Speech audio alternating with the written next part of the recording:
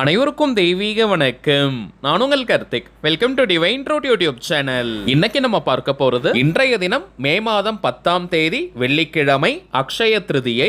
புதிதாக தங்கம் வாங்க முடியாதவர்கள் இரவு 9 மணிக்குள் இந்த எளிமையான விஷயத்தை செய்து பாருங்கள். கிலோ கணக்கில் தங்கம் சேரும். நம்ம யூடியூப் சேனல்ல அக்ஷய திருதியை முன்னிட்டு ஆல்ரெடி சில சிறப்பு பதிவுகளை நம்ம அப்லோட் பண்ணியிருக்கோம். அந்த மெத்தட்ஸை ஃபாலோ பண்றவங்களும் இப்ப நம்ம பார்க்க போகும் இந்த தாந்திரிக முறையை நீங்க சேர்க்கலாம். இவை அனைத்துமே ஒரு நாள் மட்டுமே செய்யக்கூடிய தாந்திரிகங்களாக இருப்பதனால வாய்ப்பு இருக்கிறவங்க எத்தனை மெத்தட்ஸ் வேணாலும் நீங்க யூஸ் பண்ணிக்கலாம். எந்த ஒரு ஆன்மீக விசேஷ நாட்களாக இருந்தாலுமே அன்றைய தினம் நாம் செய்ய வேண்டிய எளிமையான வழிபாட்டு முறைகள் மற்றும் தாந்திரிக முறைகளை நம்ம சேனல்ல பார்த்துக்கிட்டு இருக்கோம். எல்லாராலையும் எல்லா மெத்தடையுமே ஃபாலோ பண்ண முடியாதுங்க. அதனாலதான் நிறைய டெக்னிக்ஸை நம்ம கொடுக்கிறோம். சோ உங்களுக்கு எது கன்வீனியன்ட்டா கம்ஃபர்டபுளா இருக்குமோ அந்த மெத்தடை நீங்க ஃபாலோ பண்ணுங்க. இப்ப நம்ம பார்க்க போகும் இந்த தாந்திரிகத்தை எப்படி எந்த நேரத்தில் செய்யணும்னு இந்த வீடியோல டீடைல்டா நம்ம தெரிஞ்சுக்கலாம். அதற்கு முன்னாடி நம்ம சேனலை இப்பதான் நீங்க ஃபர்ஸ்ட் டைம் பாக்குறீங்கன்னா மறக்காம சப்ஸ்கிரைப் பண்ணிக்கோங்க. பக்கத்துல இருக்க பெல் ஐகானையும் பிரஸ் பண்ணிக்கோங்க. அப்பதான் நான் அப்லோட் பண்ற எல்லா பயனுள்ள தகவல்களும் உடனடியாக உங்களுக்கு நோட்டிபிகேஷன்ல வரும். அடுத்ததாக ஒரு சின்ன முக்கியமான தகவல். நீங்க நிறைய பேர் நம்ம கமெண்ட் பாக்ஸ்ல கேட்டிருந்த ஒரு விஷயம், அதாவது தனிப்பட்ட முறையில ஜாதகங்கள் பார்க்க முடியுமான்னு கேட்டிருந்தீங்க. மொத்தம் 3 சேனல்கள் நம்ம ரன் பண்ணிக்கிட்டு இருக்கிறதுனால குறைந்தபட்சம் ஒரு நாளைக்கு 3 வீடியோஸை நம்ம அப்லோட் பண்றோம். சோ தனிப்பட்ட முறையில் ஜாதகங்கள் பார்ப்பதற்கு கொஞ்சம் சிரமமாக இருந்ததுங்க. இருந்தாலும் நிறைய பேர் நீங்க தொடர்ந்து கேட்கறதுனால ஒரு நாளைக்கு 3 ஜாதகங்களாவது நம்ம பார்க்கணும்னு முடிவு பண்ணியிருக்கோம். சோ தனிப்பட்ட முறையில் ஜாதகம் பார்ப்பதற்கு இப்ப நம்ம டிஸ்பிளேல தெரியக்கூடிய இந்த வாட்ஸ்அப் நம்பருக்கு நீங்க மெசேஜ் மட்டும் அனுப்புங்க. நம்ம டீம்ல இருந்து உங்களுக்கான தகவல்களை சொல்லுவாங்க. அப்பாயின்மெண்ட் டேட் மற்றும் டைம் பிக்ஸ் பண்ணதற்கு பிறகு நானே உங்களுக்கு போன் கால் பண்ணி ஜாதகத்திற்கான பலன்கள் மற்றும் எளிய பரிகாரங்களை சொல்லுவேங்க. ஜாதக கட்டத்தை பார்த்து பலன்களை இலவசமாக சொல்லக்கூடாதுங்க. அதற்கு பலிதம் இருக்காது. சோ ஜாதகம் பார்ப்பதற்கு கட்டணம் சார்ஜஸ் இருக்குங்க.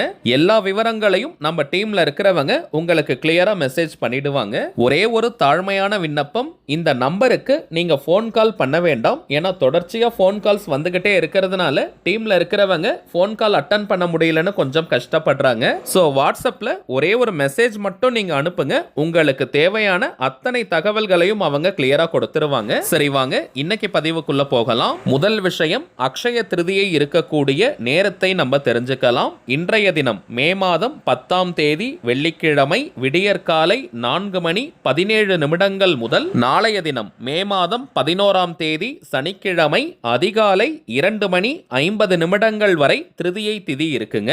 சித்திரை மாதத்தின் வளர்ப்பிறையில் வரக்கூடிய திருதியை அக்ஷய திருதியாக நம்ம எடுத்துக்கிறோம். தங்கம் வெள்ளி வாங்குவதற்கும் அல்லது அதற்கு இணையான மற்ற எளிமையான பொருட்களை வாங்குவதற்குமான சுபமான நேரம் என்னன்னு பார்த்தோம்னா இன்றைய தினம் மே மாதம் 10ஆம் தேதி விடியற்காலை 5:33 முதல் 7:14 வரை, காலை 8:56 முதல் 10:30 வரை, மதியம் 12:18 முதல் மதியம் 2 மணி வரை, மாலை 5:21 முதல் இரவு 7:02 வரை மற்றும் சுக்கிரஹோரை நேரத்தையும் நம்ம பயன்படுத்திக்கலாம். இன்றைய தினத்திற்கான இரவு நேர சுக்கிரஹோரை 8 மணி முதல் 9 மணி வரை. இப்ப நம்ம பார்க்க போகும் இந்த தாந்திரிகத்தையும் இப்ப நம்ம பார்த்த டைமிங்ஸ்ல ஏதாவது ஒரு நேரத்தில் நீங்க செய்யுங்க. குறிப்பாக இரவு 8 மணி முதல் 9 மணி வரை இருக்கும் சுக்கிரஹோரை நேரத்தில் இந்த தாந்திரிகத்தை செய்வது உச்சகட்ட பலனை நமக்கு கொடுக்கும். வெள்ளிக்கிழமையும் அக்ஷய திருதியையும் சேர்ந்து வந்திருப்பது மிகப்பெரிய அதிர்ஷ்டத்தை நமக்கு கொடுக்கும்.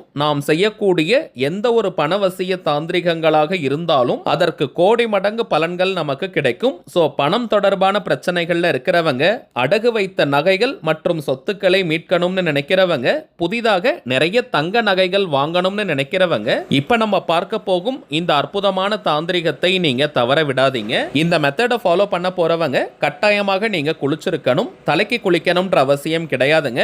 நார்மலா நீங்க குளித்திருந்தாலே போதும். தெரியாமல் நீங்க அசைவம் சாப்பிட்டிருந்தீங்கன்னா இன்னொரு முறை குளிச்சுட்டு இந்த தாந்திரிகத்தை நீங்க செய்யுங்க. குளிக்கும் போது தலையில் 3 முறை தண்ணீரை தெளிச்சுக்கோங்க. வயதானவர்கள் மற்றும் உடல்நிலை சரியில்லாதவங்க ஜஸ்ட் நீங்க ஃபேஸ் வாஷ் பண்ணிட்டு பிரஷ் பண்ணி இருந்தாலே போதும். இந்த மெத்தடை நீங்க ஃபாலோ பண்ணலாம். பெண்களாக இருக்கிற பட்சத்தில் தீட்டு நேரமாக இருந்தால் இந்த தாந்திரிகத்தை நீங்க தவிர்த்திடுங்க. இன்கேஸ் தீட்டாக இருக்கும் நேரத்தில் வீட்டில் இருக்கக்கூடிய வேறு நபர்கள் கிட்ட சொல்லி இந்த மெத்தடை ஃபாலோ பண்ண சொல்லுங்க. பெண்கள் தீட்டை தவிர்த்து மற்ற தீட்டுகளாக இருந்தால் தாராளமாக இந்த மெத்தடை நீங்க ஃபாலோ பண்ணலாம். தவிர்க்கணும்ன்ற அவசியம் கிடையாதுங்க. தாந்திரிக முறையினாலே அதற்கு சில புறப்பொருட்கள் தேவை.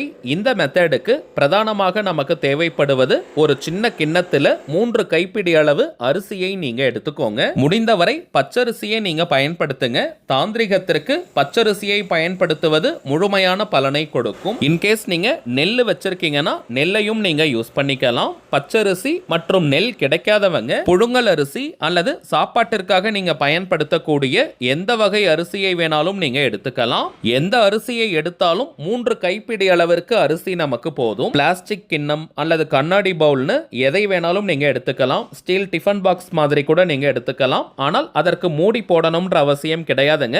ஓபன்ல தான் நம்ம வைக்கணும். சோ நீங்க எவர் சில்வர் ஸ்டீல் கிண்ணம் நீங்க வச்சிருக்கீங்கன்னா அதை கூட பயன்படுத்திக்கலாம். இப்ப ஒரு ஒயிட் கலர் அன்ரூல்டு பேப்பர் எடுத்துக்கோங்க. வெள்ளை நிற கோடு போடாத பேப்பர் எடுத்துக்கோங்க. இன்கேஸ் நீங்க மஞ்சள் நிற பேப்பர் வச்சிருக்கீங்கன்னா அதை தாராளமாக பயன்படுத்தலாம். சோ மஞ்சள் நிற பேப்பர் நீங்க வச்சிருந்தீங்கன்னா அதுல இப்ப நம்ம டிஸ்பிளேல தெரியக்கூடிய இந்த மந்திரத்தை நீங்க எழுதுங்க.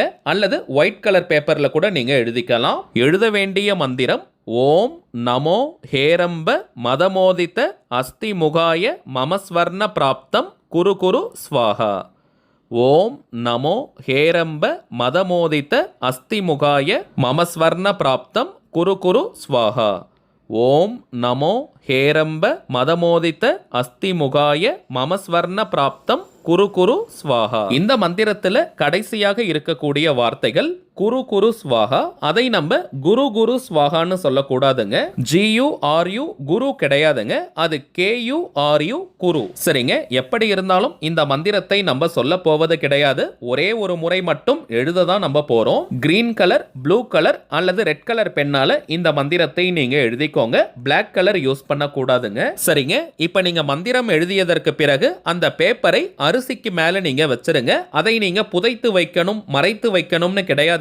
கிண்ணத்துல இருக்கக்கூடிய அரிசிக்கு மேல அந்த பேப்பரை அப்படியே நீங்க வச்சிருங்க. அதை நம்ம மடித்து வைக்க கூடாதுங்க. சோ சின்ன பீஸ் ஆஃப் பேப்பர்ல அந்த மந்திரத்தை நீங்க எழுதிக்கோங்க. இப்ப அந்த மந்திரத்திற்கு மேல நீங்க வீட்ல வச்சிருக்கக்கூடிய ஏதாவது ஒரு தங்க நகை அல்லது தங்க நாணயத்தை வைக்கணும். குறைந்தபட்சம் ஒரே ஒரு தங்க நாணயம் நீங்க வைக்கலாம். அல்லது ஒரு தங்க மோதிரம், செயின் எது வேணாலும் நீங்க வைக்கலாம். நம்ம வீட்ல 4 தங்க நாணயங்கள் இருந்தது. சோ அதை நம்ம வச்சிருக்கோம். நீங்களும் நாணயங்கள் அல்லது நகைகள்னு எதை வேணாலும் வைக்கலாம். இத்தனை எண்ணிக்கையில வைக்கணும்னு எந்த ஒரு அவசியமும் இல்லைங்க. குறைந்தபட்சம் ஒரே ஒரு நகை அல்லது ஒரு நாணயம், அதிகபட்சம் எவ்வளவு வேணாலும் நீங்க வைக்கலாம். இப்ப இந்த கிண்ணத்தை பூஜை அறையில நீங்க வச்சிருங்க. தனி பூஜை அறையெல்லாம் இருக்கணும்னு கிடையாதுங்க. வீட்டுல நீங்க சுவாமி படங்களை எந்த இடத்துல வச்சிருப்பீங்களோ அந்த இடத்துல இந்த பவுலை நீங்க எடுத்துட்டு போய் வச்சிருங்க. சுவாமி படத்திற்கு பக்கத்துல இந்த கிண்ணத்தை வச்சுட்டு ஸ்ரீ விநாயக பெருமான், குலதெய்வம் மற்றும் லக்ஷ்மி குபேரரை மனதார நினைச்சுக்கிட்டே தங்கம், வெள்ளி, வைரம் போன்ற உயர் ரக ஆபரணங்கள் குவியணும், நிறைய தங்கம் வீட்டில் சேரணும், 16 செல்வங்களும் வீட்டில் குவியணும்னு மனமுருகி நீங்க பிரார்த்தனையை செஞ்சுக்கோங்க. இன்றைய இரவு முழுவதும் அது அப்படியே இருக்கட்டும். நாளைய தினம் மே 11 சனிக்கிழமை நண்பகல் 12 மணிக்குள்ளாக அந்த நகைகளை நீங்க எடுத்து வச்சுக்கோங்க அல்லது நீங்க அணிந்து கொள்ளலாம். மந்திரம் எழுதி வச்சிருக்கும் அந்த பேப்பரை நீங்க எரிச்சிடுங்க. எரித்து அந்த சாம்பலை காத்துல தூவி விட்டுருங்க. எரிப்பதுன்றது அக்னியில் சமர்ப்பிப்பதற்கு சமம். அந்த அரிசியை நீங்க செடிகள், புதர்கள் போன்ற மணல் சார்ந்த பகுதியில போட்டுருங்க அல்லது ஈ எறும்புகள் வரக்கூடிய இடத்துல நீங்க வச்சிருங்க. அந்த அரிசியை சமையலுக்கு நம்ம யூஸ் பண்ண கூடாதுங்க. வாயில்லா ஜீவராசிகளுக்கு நீங்க போட்டுருங்க. நாளைய தினமே போட முடியலனா கூட அந்த அரிசியை ஒரு சின்ன கவர்ல எடுத்து வச்சுக்கோங்க. எப்ப நீங்க வெளியே போவீங்களோ அந்த நேரத்துல கூட அந்த அரிசியை நீங்க போடலாம். அவ்வளவுதாங்க இந்த தாந்திரிகம். இப்ப உங்களுக்கே தெரிஞ்சிருக்கும், மிகவுமே எளிமையான மெத்தட் இது. இப்ப நம்ம பார்த்ததை போல கரெக்டா நீங்க செஞ்சு பாருங்க. அடுத்த அக்ஷய திருதியைக்குள் உங்கள் வீட்டில் நிறைவாக தங்கம் இருக்கும். சரிங்க. அவ்வளவுதான் இந்த பதிவு. நிச்சயமா உங்களுக்கு பயனுள்ளதா இருந்திருக்கும்னு நினைக்கிறேன். மேலும் இந்த வீடியோ உங்களுக்கு பிடிச்சிருந்தா மறக்காம லைக் பண்ணுங்க. நம்ம சேனலையும் சப்ஸ்கிரைப் பண்ணிக்கோங்க. தேவைப்பட்டுச்சுன்னா உங்க ஃப்ரெண்ட்ஸ் அண்ட் ஃபேமிலிக்கும் இந்த வீடியோவை ஷேர் பண்ணுங்க. அடுத்ததா இன்னொரு முக்கியமான தலைப்போட நான் உங்களை சந்திக்கிறேன். என்றும் அன்புடன் கார்த்திக். நன்றி.